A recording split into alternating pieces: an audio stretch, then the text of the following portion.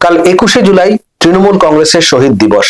আর ঠিক তার আগের দিন আজ বিধানসভায় মুখ্যমন্ত্রী শুভেন্দু অধিকারী ঘোষণা করলেন বাংলার ব্যবহার 1 সেপ্টেম্বর থেকে সমস্ত সরকারি কাজে বাধ্যতামূলক।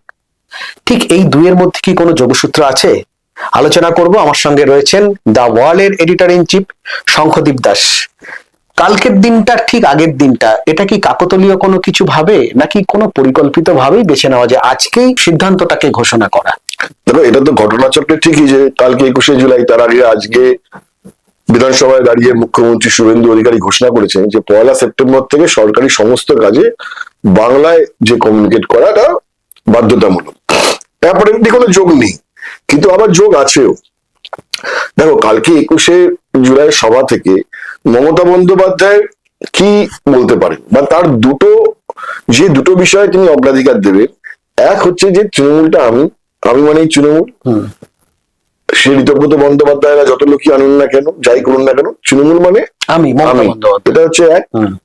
আর দুই হচ্ছে যে ভোটের পরে যখন এই বিপুল প্রতিষ্ঠান বিরোধিতার কারণে তৃণমূল প্রায় খড়কুটোর মতো উড়ে গেছে, এবং সেটা তো দুর্নীতির অভিযোগ, সিন্ডিকেট, তোলাবাজির অভিযোগ, উন্নয়ন, শিল্পায়নের অভাব, নানাবিধ কারণে, তাহলে তিনি কি বলবেন? তার কারণ হচ্ছে যে সদ্য তার সরকার ডিসক্রেডিটেড হয়েছে, সদ্য, এবং একটা ভয়াবহ জনাদেশ তার বিরুদ্ধে গেছে।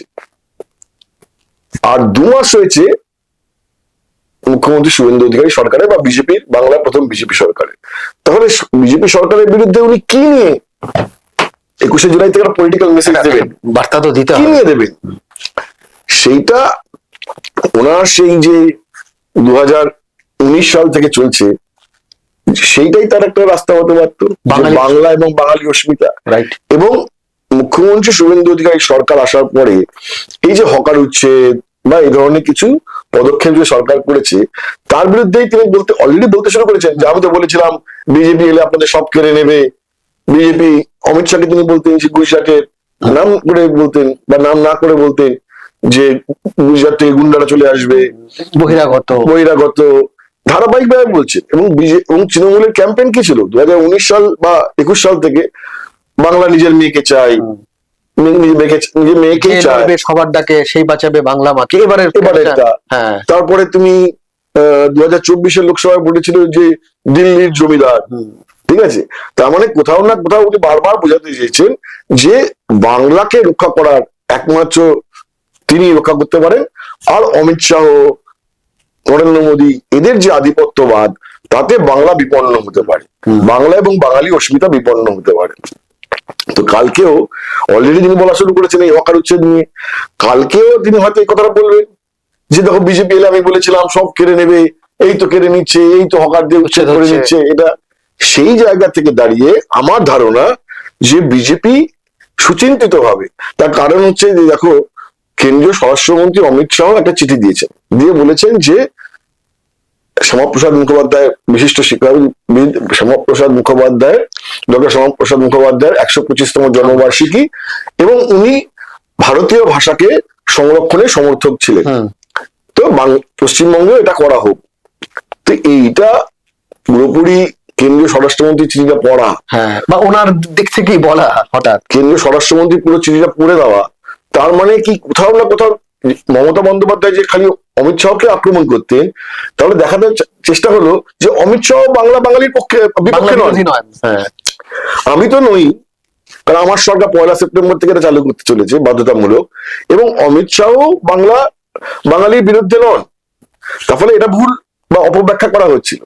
তো এইটা পড়ে মমতা বন্দ্যোপাধ্যায় যে সেই গত 7 বছর 8 বছর ধরে যে চিরাচরিত যে অস্ত্রটি বাংলা এবং বাঙালি অস্মিতা, সেটাকে ভোতা করার চেষ্টা হলো। ফলে আগামীকালের যে 21শে জুলাই অনুষ্ঠান এবং আজকের যে বাংলা বাঙালি ঘোষণা, এর মধ্যে কোনো যোগ নেই, এই কথা তুমি বলতে পারো না। এই কথাটা আমার মনে হয় যে এটা খুব সুচিন্তিত একটা পদক্ষেপ। এবং এই সুচিন্তিত পদক্ষেপ করে তুমি দেখো, গর্ব চট্টোপাধ্যায়রা কি শুরু করেছে, বাংলা পক্ষ, যে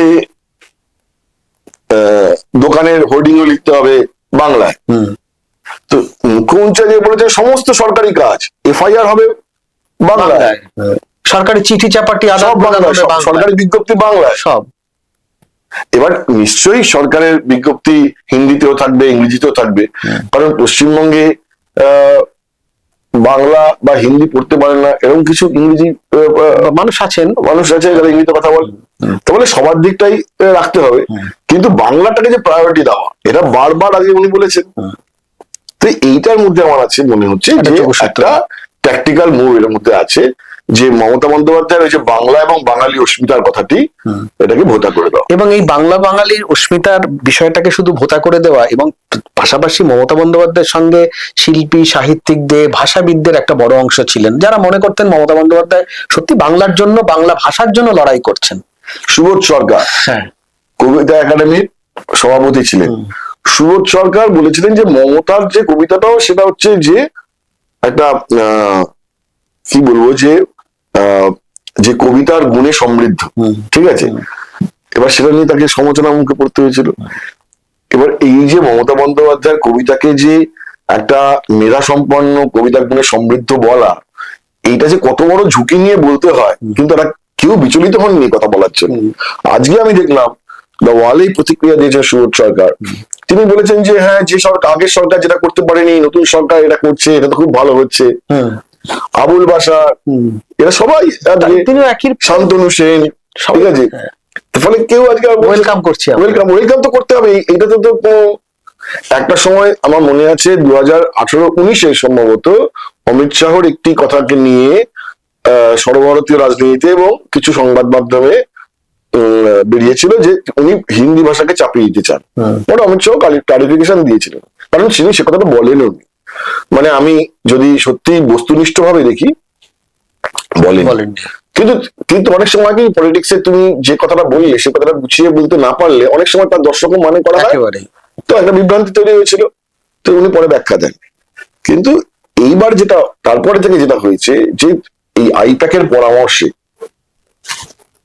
এই দিদিকে বলো, ঠিক আছে, বাংলা নিজের মেয়েকে চাই, এগুলো সব হয়েছে।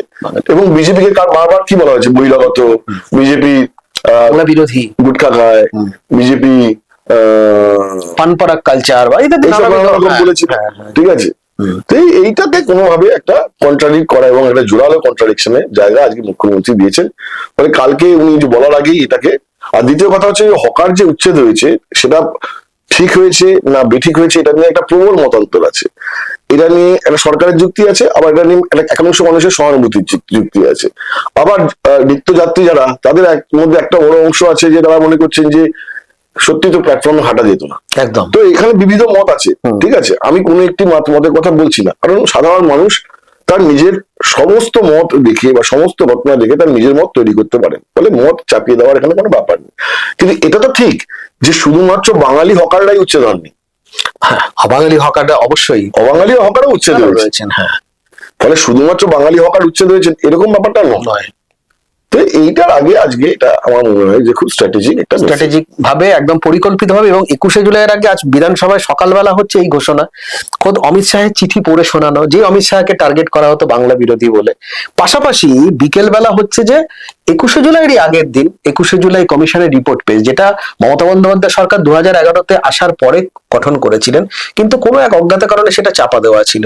সেটাও শুভেন্দু অধিকারী আজকে সামনে আনলেন। সেটাও তো বোধহয় কোথাও একটা মাস্টার স্ট্রোক। মমতা বন্দ্যোপাধ্যায় কালকে কি বলবেন তার আগে একটা অস্বস্তিতে ফেলে দেওয়া, কারণ ওখানে এমন কিছু কথা রয়েছে যে আহত এবং নিহতদের পরিবার চাইলে, আমি একদম ছোট করে চাইলে নতুন করে তারা এফআইআর করতে পারে, ফাইল খুঁজে পাওয়া যাচ্ছিল না, বিভিন্ন বিষয়ে বেশ কিছু মানে বিভ্রান্তি রয়েছে, অস্বচ্ছতা রয়েছে আর কি। তারপরে ক্ষতিপূরণের যে পরিমাণ বলে দিয়েছিল 25 লাখ টাকা, সেটা গভর্নমেন্ট দিয়েছিল 2 লাখ টাকা করে। শুভেন্দু সরাসরি বললেন যে এটা তো লজ্জার, এটাও পারলেন, এটা তো অপরাধ কোথাও। সেটাও তো কোথাও কোনো মমতা বন্দ্যোপাধ্যায় অস্বস্তিতে ফেললে 21শে জুলাইয়ের আগে, ডেফিনেটলি অস্বস্তিতে ফেললেন। তার কারণ হচ্ছে যে দেখো 2011 এবং ক্ষমতায় আসা, তারপর থেকে 2011, 12, 13 এই একটা দুটো বছরের পর থেকে 21শে জুলাইয়ের অনুষ্ঠানটা আর শহীদ স্মরণে থাকেনি। আর শহীদ স্মরণ বলতে যে বোঝায় সেটাতে আর থাকেনি। ফিরাদ হাকিমও বলছিলেন তো তখন বলেননি কেন সেটাই প্রশ্ন একটা। এইসব নেকা কথা বলে কোনো লাভ। আজকে বলছেন ফিরাদ হাকিম, আজকে বলছেন অরূপ বিশ্বাস, আজকে বলছেন মদন মিত্র। আমার তো মনে হয় যে এই কথাগুলো এখন কর্ণপাতি করা উচিত। আজকে ফিরাদ হাকিম যে বলছেন সে কথাটা কোনো গুরুত্বই নেই, প্রাসঙ্গিকতাই নেই। সেটা সাধারণ মানুষই তো বলছে। এতদিন চুপ ছিল কেন তোমরা? তখন তো সাধারণ মানুষও বলতেন, ঠিক, তখন তো উনি বলেননি। রাজনীতিকদের কাজ কি? সাধারণ মানুষের কথাকে তুলে ধরা। একদম। তাহলে কোথায় তখন তুলে উৎসব নিয়ে সাধারণ মানুষ তখন বলেছেন এই মঞ্চে। 21শে জুলাইয়ের যে শহীদ সমাবেশ, সেটা শহীদ তর্পণে সীমাবদ্ধ ছিল না। তুমি বলো না যে আয়োজনের যে একটা জাঁকজমক এবং তার ঢক্কানি নাথ, আমি তো সেদিনকেও বলেছি যে আমার কানের পোকা প্রায় বেরিয়ে আসতো এরকম অবস্থা, যে অফিসের পাশে যে ক্যাম্প হতো তৃণমূলের, বাংলার যুবরাজ তোমায় সেলাম বলে, মানে ওইটা না একই কথা রিপিট সারাদিন ধরে, সারাদিন মানে লুপে চলে। তুমি সৌভাগ্যবান যে তুমি তখন ওয়ালে ছিলেন না, ঠিক, মানে গত 21শে জুলাই। ঠিক, তাহলে তুমি আজকে হাসছো, তুমি বুঝতে পারছো না যে তখন তুমি যদি ক্ষমতায় থাকলে, বা এটা এখনো হতে পারতো যদি এবার তৃণমূল কংগ্রেস ক্ষমতায় আসতো, তাহলে তো তোমাকে এখান থেকে পালিয়ে যেতে হতো, এত জোরে আওয়াজ হতো। ঠিক আছে, এবার তো সেটা উৎসবে পরিণত হয়েছিল। ঠিক আছে, তাহলে উৎসবের অনুষ্ঠান হতেই পারে যে সারা বছরে একবার শক্তি প্রদর্শন, তাহলে শহীদ দিবসের নাম দেওয়ার দরকার নেই। শক্তি প্রদর্শনী যদি হয় তার মধ্যে একটা ইউফোরিক মেসেজ থাকতে পারে। কে বারণ করেছে? ঠিক, কারণ তৃণমূল তো অপ্রতিরোধ্য ছিল একটা দীর্ঘ সময় পর্যন্ত, তাহলে তো শক্তি প্রদর্শন হতেই পারে, কোনো ইয়ে নেই। কিন্তু শহীদ দিবসের নাম, শহীদ তর্পণের নামে বলে মমতা বন্দ্যোপাধ্যায়ের কাছে এই যে তৃণমূলের 21শে জুলাই কমিশন, ঠিক আছে, তারপরে এই কমিশন খুঁজতে গেলে কোথায় কিছু করতে কেউ উঠে বেরিয়ে পড়বে একেবারে। ঠিক আছে, কার নাম বেরিয়ে পড়বে, কে পেয়েছে কে পায়নি, কেন হয়েছে, এটার মধ্যে ওটা তো একটা বলার জন্য বলা ছিল। ধরো মমতা বন্দ্যোপাধ্যায় 2016 সালে যখন আবার ক্ষমতা এলেন পশ্চিমবঙ্গে বাম কংগ্রেসকে হারিয়ে, তারপরে পরে উনি গিয়েছিলেন যে সিঙ্গুরে সর্ষে দানা ছড়াতে। ঠিক আছে, সর্ষের গাছগুলো কতটুকু হয়েছে উনি কোন গেছেন দেখতে? তার কোনো ফলো আপ অ্যাকশন হয়েছে? বিভিন্ন সময় ঘোষণা হচ্ছে, আজকে সর্ষে, কালকে আলু, পরশুদিন হয়েছে ওখানে ফুড প্রসেসিং পার্ক, আলটিমেটলি কিছু হয়নি। কোনো ফলো আপ অ্যাকশন ছিল কি? ফিশারিজ পরে একটা কিছু হয়নি কোনোটাই, ফলো আপ অ্যাকশনে কিছু হয়নি। তারপর কোথায় কতদূর এগিয়েছে না এগিয়েছে? অধীর চৌধুরী বলেন যে উনি শিল্প তুলে দিয়ে পালং শাক চাষ শিখিয়েছেন, পালং শাকটা ওখানে চাষ মনে হয়নি। এনিওয়েজ, কিন্তু আমি বলতে চাইছি যে কোনোটাই তো ফলো আপ ছিল না, শুধু ঘোষণা ছিল।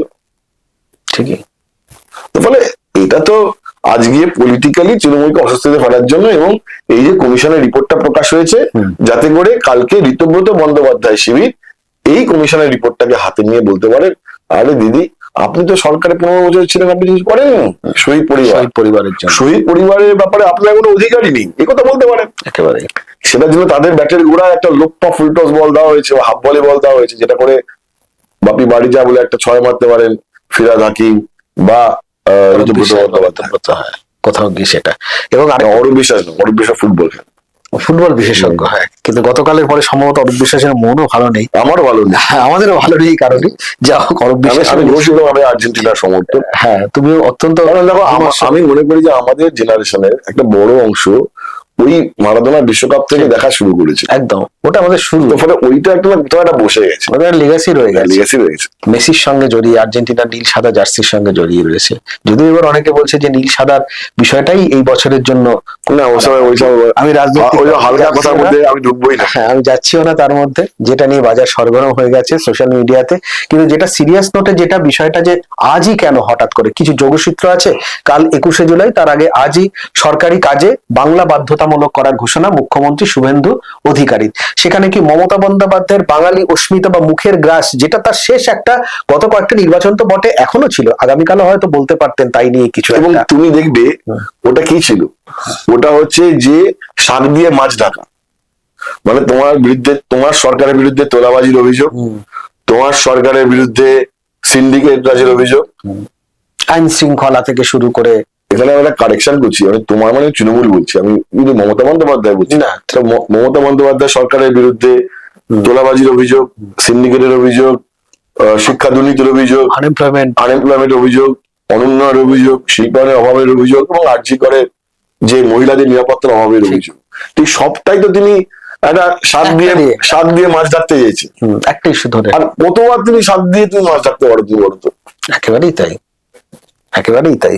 এবং তার ওই একই, মানে সে একটা খুব মানে অতি ক্লিশের একটা প্রবাদ ছিল যে পুরনো বোতলে নতুন মদ, তো এটা মানে এটা তার থেকেও একটা আমাদের ক্লিশের একটা ব্যাপার হয়ে গেছে। একেবারে। আর আজকে আমাদের যে বয়ালে যারা প্রতিক্রিয়া দিয়েছেন, সুবোধ সরকার বলো বা আবুল বাশার, তারাই একসময় তার বই নিয়েও মানে মাতোয়ারা ছিলেন, বা বাঙালি নিয়ে, যেটা কি বলবো বলো, তুমি কিছু বলো। আমার তো আগ্রহ আছে যে ওই বই সত্যি কতগুলো কপি বিক্রি হতো এবং তার লয়্যালটি বাবদ মমতা বন্দ্যোপাধ্যায় কত পেতেন, সেটা যদি ওই পুস্তক প্রকাশক সংস্থা যদি প্রকাশ করে, তাহলে পশ্চিমবঙ্গের মানুষের কাছেও একটা স্বচ্ছ ধারণা হবে যে সত্যি মমতা বন্দ্যোপাধ্যায়ের লেখা প্রায় 1.5 শতাধিক বই বা 1.5 শত বেশি, যে সেইটা কত বিক্রি হয়েছে এবং তার লয়্যালটি বাবদ মমতা বন্দ্যোপাধ্যায় কত পেয়েছে।